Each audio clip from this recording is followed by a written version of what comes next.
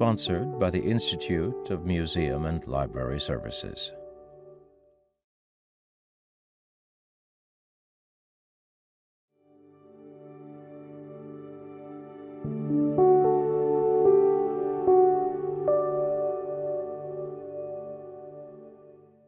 Hello, I'm Carla Hayden, the Librarian of Congress, and I am delighted to be here today with one of America's most exciting authors for young people, Miss Angie Thomas. Angie is the author of the international bestseller, The Hate You Give, and the prequel released this year, Concrete Rose. And welcome, Angie, to the Library of Congress National Book Festival. Thank you so much for having me. It's an honor. And I got a chance to be with you at the Mississippi Book Festival. And the theme of the Library of Congress's festival this year is Open a Book, Open the World. And I just wondered what that means for you. Have books opened up the world to you? Absolutely. I am so thankful for books. I'm so thankful for librarians. I remember being 6 years old and I was at the neighborhood park, which was just a few doors down from my house. And my neighborhood wasn't the best neighborhood in the world here in Jackson, Mississippi. It was known for all the wrong reasons. And it was nothing to hear gunshots at night. And this one day, there was a shootout at my neighborhood park while us kids were on the playground. And I was okay. I was safe, thankfully, and no one was hurt. But my mom, she immediately took me to the library. And when I tell people that, they're like, hmm? But she told the librarian that what I'd witnessed that day. And she said she wanted me to know that there was more to the world than our neighborhood, that there was more to the world than gun violence. And books were the only way for me to know that at that moment due to our financial situation. So the librarian loaded me up with books. I mean, there's nothing better you can tell a librarian than give my That's right. child books. Yeah. So And did you get a chance to talk to the librarian? And did the librarian say, well, what would you like? I did. She asked me what kind of stories would I like to read. And I wanted to read about adventures and fantasy books and faraway worlds and places that maybe didn't exist in real life. But I just wanted to also read about kids who reminded me of myself. And she loaded me up. I remember she gave me like the Boxcar Kids books. I remember she gave me Chronicles of Narnia. I was a little too young to read it by myself, but my mom and I read it together. But she gave me all of these different books, and every time I'd go into the library, I would tell her, "Well, maybe I'd like to read about something like this or something like that." And that seemed to make her day. In my little mind, it made her day, and It she would make did. mine.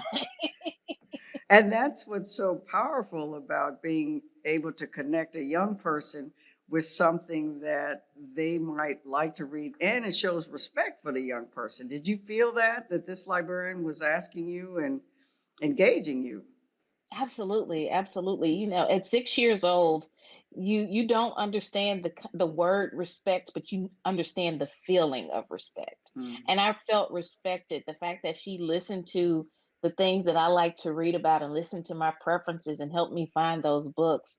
I can honestly say that the respect my librarian showed me then, it helps me to show respect to the young people I write for today. When I That's Yeah, when I write for them, I want to write for them because I respect them and respect who they are and respect how they feel. And I want my work to reflect that. So I have to thank my librarian for instilling that in me at an early age. because there are librarians all over this country and even the world that are giving your book and your books to other young people when they come in. And you mentioned that's one of your motivations. Do you think that your books are helping young readers and people who are reading you? I hope so. I hope so. A lot of people ask me, what does it feel like to be a successful author? Because I've been on the bestsellers list and I've had a film made and I got another movie in the works and all of this and that. And that's great. But for me, the biggest success comes from the young people who reach out to me and say, I hate reading, but I read your book in a day. There you go. I hate reading, but gee, I read yours. And you did hit it out of the ballpark with your first novel, The Hate You Give. It debuted at #1 on the New York Times bestseller list. I mean, that was just like getting the Oscar right away. So, what was that like? And why do you think people were so attracted to Star and her story? That still amazes me to this day. You know, The Hate You Give came out in 2017 and is still finding readers. Mhm. I think that for a lot of young people, this was a story that addressed things that concerned them and it reflected the world that they were seeing around them. I think for a lot of, especially young Black kids, it was a book that showed them themselves and affirmed a lot of them to them. I think too that it this book allowed a lot of people to have some conversations about society and about issues happening in our world and to have those conversations in a safe space in the form of a book. I'm a firm believer that books can create empathy and that empathy is more powerful than sympathy. And I think The Hate Mm, You Give helped a lot of people get some empathy. So I'm also just thankful that young people loved it and talked about it because that's the biggest marketing tool you can have. When a that's young right. person loves your book and they tell their friends and their friends tell their friends, you're going to find some success. Trust me. You will, and they will. That's the best endorsement, that you can have because there are more kids that are maybe reluctant to read, but when one of their friends says, "No, but try this. This is right." And this one, Concrete Rose, it's a prequel. And so I wonder, as a librarian, and I'm sure a lot of people that are listening and looking at us now, why did you feel the need to tell the story that wasn't covered, a prequel? What led up to The Hate You Give? Well, honestly, when I finished The Hate You Give, I thought I was done with those characters, done with that story. But my readers, they're the reason Concrete Rose exists. Mm, When I was touring for The Hate You Give and promoting it, the character I was asked about the most was Maverick Carter, who is Star's dad that's in The right. Hate You Give. And you wouldn't expect the father to get that much attention in the book, from the young people telling me they loved Maverick to the moms telling me they wanted to marry Maverick. Well, I must say, he's a strong character. And the movie didn't help. The love for that Hmm. character just expanded. So a lot of people wanted to know from me, how did he become the man and the father that we see in Right. The Hate You Give, knowing about his past? And I felt that the best way to answer their questions was just to write another book. So thank you to my readers. You're the reason Concrete Rose exists. Right, because your books are very much of the moment. And with Concrete Rose, I was especially thinking of the Black Lives Matter movement. And I wondered how that, or did it influence your writing and your what you know as a response to your books? Absolutely. Absolutely. If nothing else, the summer of 2020 and seeing the death of George Floyd caught on tape and seeing more Black men become hashtags, it reminded me of the importance of humanizing Black men and Black boys. And I think that as an author, I have that responsibility. If you look at Maverick, if someone were to just look at this character of Maverick and just take a quick glimpse at him, they would assume, oh, he's a troublemaker because Right. he's involved in a gang and he does illegal activities at times. But we are also talking about a 17-year-old kid who just wants to be loved and protected and cared for. And those are all things we can all identify with no matter what walk of life we come from. So I wanted to humanize Maverick and further humanize Black boys and Black men, so that when we're saying Black Lives Matter, when we're saying those words, maybe people will understand them a little bit more and get why we're saying, yes, even when Black boys like Maverick are in trouble, their lives still matter too. Mhm. And the cover even reflects that, the image that you see. You would see him and say, "Well, I don't know," and that's the point. You open it up, and your second book, On the Come Up, tells the story of a teen rapper. And that's another misunderstood group. And I just learned, though, that you were a rapper. So, how much of your life as a rapper figured in that book? Quite a bit of it. I will have to say, for the record, I was not a good rapper at all. I'm so glad. Well, you're a great writer. Thank you. I'm so glad that didn't work out. But Bree's story for me was a way to honor this art form that is so often overlooked and is so often not seen as a form of storytelling. But for young people like me, hip hop, that was where we got our stories from. When I was a teenager, I drifted away from books, unfortunately, because I wasn't connecting with a lot of the books that were being presented to me. Hip hop, however, filled that void in, and rappers told the stories that I connected with, and they talked about things that were happening in communities like mine. And now, as an author, I want to give to young people what hip hop gave to me, but in the form of books. So I wanted to do that with On the Come Up and also show that this is a creative outlet for so many young people to express themselves, to make themselves heard, and to use their voices, even when it sometimes makes us uncomfortable. But I think we have to pay more attention to what they're saying as opposed to how they're saying it. And I Uh, think hip hop is a prime example of that. and just to listen, to just get back. Yes. Do you still do it a little bit?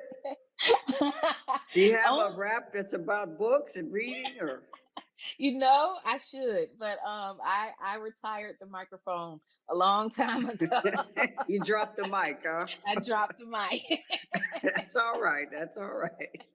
Well, I know that I mentioned that the Mississippi Book Festival, and you, one of your first book festivals, because you were born and raised in Jackson, Mississippi, where it starts. And you also grew up near the home of the slain civil rights activist Medgar Evers. And from what I understand, you said your mother even heard the gunshot that killed him. And then when you witnessed that shootout when you were 6, how did those experiences affect you? Your mother witnessing you being part of it? Mhm. Yeah, they all shaped me. They all shaped me. Yeah, my mom grew up in the same house where I later grew up in the same neighborhood. And that house is close enough to the home of Medgar Evers that when she was a little girl, she did hear those gunshots that took his life. And I grew up hearing these things about Mississippi and grew up knowing that this was a reality at one point and knowing too that my state still had a far way to go. But I think also one thing about Mississippi and being from a place that has such a colorful history, to put it mildly, is that as a writer, I feel as if it helps shape me so that I can write stories that reflect the world better than maybe some can. Because I think Mississippi and its history and the fact that it has such a past, I think it's reflective of us as a society as a whole. And I think it was William Faulkner who once said that if you want to understand the world, understand Mississippi first.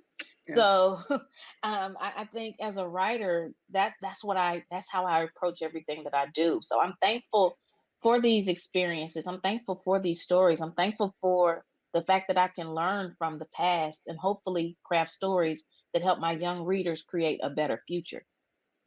And you still live in Jackson. And with all of your success and everything, you could live anywhere you want to. So what keeps you there? What keeps me here is the fact that I can go into the Kroger grocery store here in Jackson and a young person will see me and recognize me, and they realize that I'm just like them. I'm here Right. in Mississippi. They can reach out and touch me, which means that what I'm doing is possible for them to do, and hopefully they can do even more.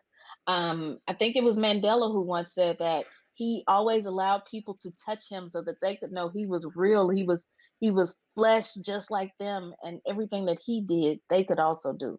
So that's Right. why I stay. I stay so that the kids can see me. I grew up knowing there were a lot of people from Mississippi who were doing awesome things, but never seeing them. And I want to stay around so that these kids can actually see me and remember that it's possible to dream big. and that you could see Angie Thomas in Kroger and then go home and maybe be inspired to write something yourself. Because your books are, as people say sometimes, ripped from the headlines. However, you write fiction. Does that give you more freedom than possibly writing in nonfiction?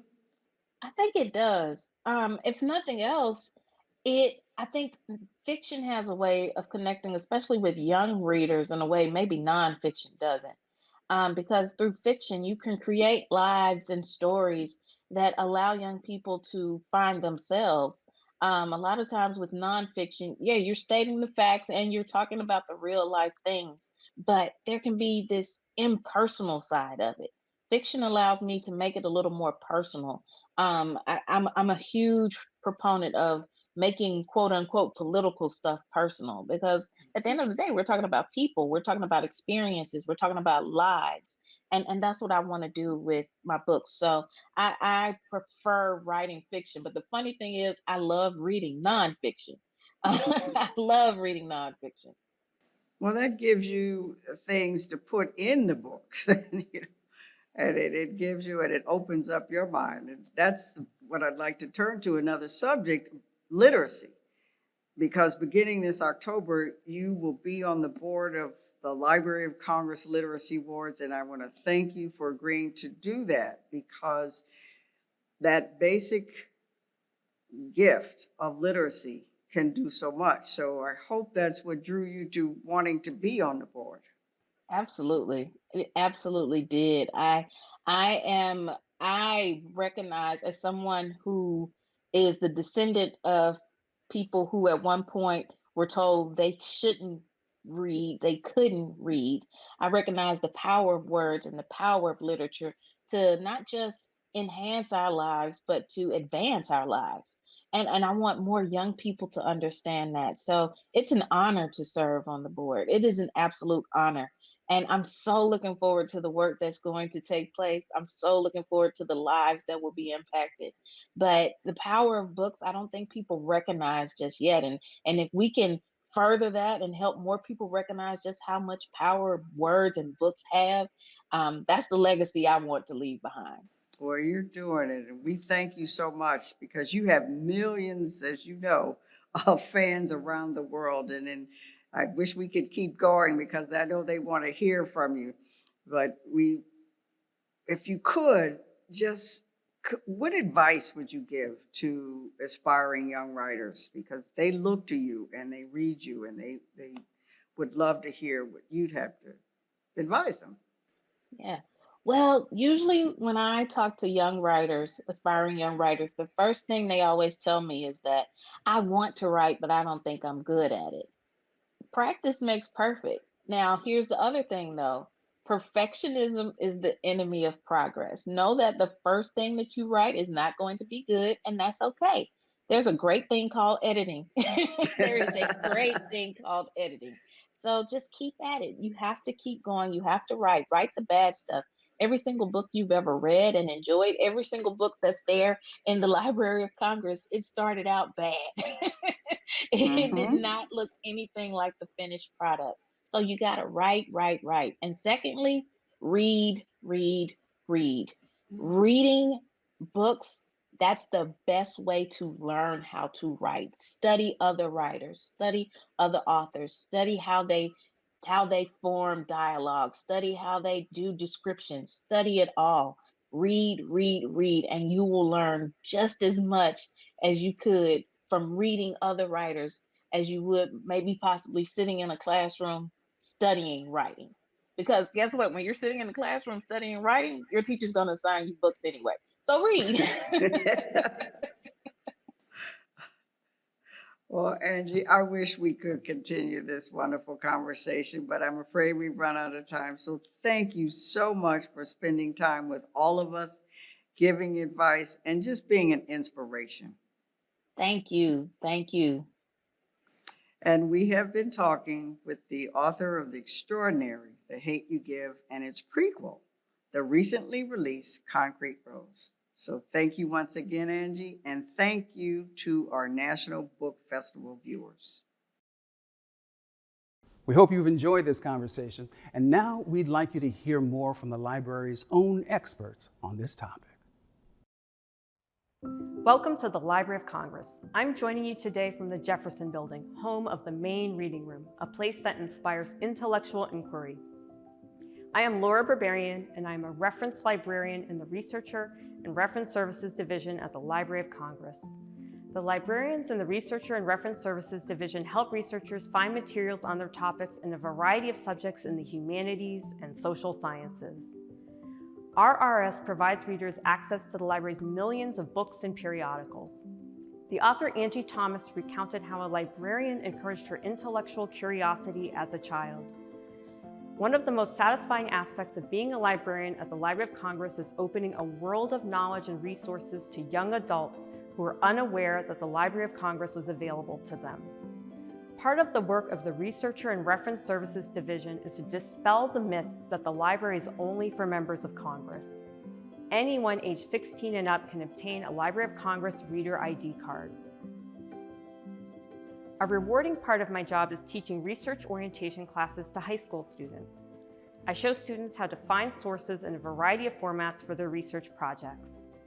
After one of my orientation classes, a teacher emailed me to say, "The volume of information in the Library of Congress can be daunting for most adults, but our kids came away quite confident about which catalogs they will want to consult in the future and how to do it, both from home and on-site. I am sure they will be using their new cards soon." The high school students were eager to explore the library's vast collections. I helped the students find sources for their projects at the Research Assistance Desk in the main reading room. I'd like to take this opportunity to highlight some of the items in the library's general collections that relate to what Angie Thomas discussed. Ms. Thomas recalled how hip-hop resonated with her while growing up. The following book from the library's general collections demonstrates how this genre connects with youth. The title of the book is Hip Hop Speaks to Children, a celebration of poetry with a beat, edited by Nikki Giovanni, advisory editors Tony Medina, Willie Perdomo, and Michelle Scott. Angie Thomas mentioned her mother hearing the gunshots that killed Medgar Evers. The following item is one of the many books from the library's general collections about the African-American civil rights activist Medgar Evers, who led economic boycotts, organized voter registration drives, and was the first NAACP field officer in Mississippi. The title of this book is The Autobiography of Medgar Evers, a hero's life and legacy revealed through his writings, letters, and speeches, edited and with commentaries by Murley Evers Williams and Manning Marable, copyright 2005. Ms. Thomas talked about making the political personal and writing stories that resonate with young readers of color. The Library of Congress's collections include many books that personalize social justice issues, such as Take the Mic, Fictional Stories of Everyday Resistance, edited by Bethany C. Morrow. This anthology of short stories and poems for young adult readers includes poems by the library's 7th National Ambassador for Young People's Literature, Jason Reynolds. And finally, Stamped, Racism, Anti-Racism, and You by Ibram X. Kendi and Jason Reynolds. This book was adapted for young adult readers from the book Stamped from the Beginning, The Definitive History of Racist Ideas in America. These books are just a small sample of the library's vast collections. The librarians in the Researcher and Reference Services Division are happy to help readers discover more materials at the Library of Congress. Visit us online at loc.gov and reach out to us through the Ask a Librarian feature on the site.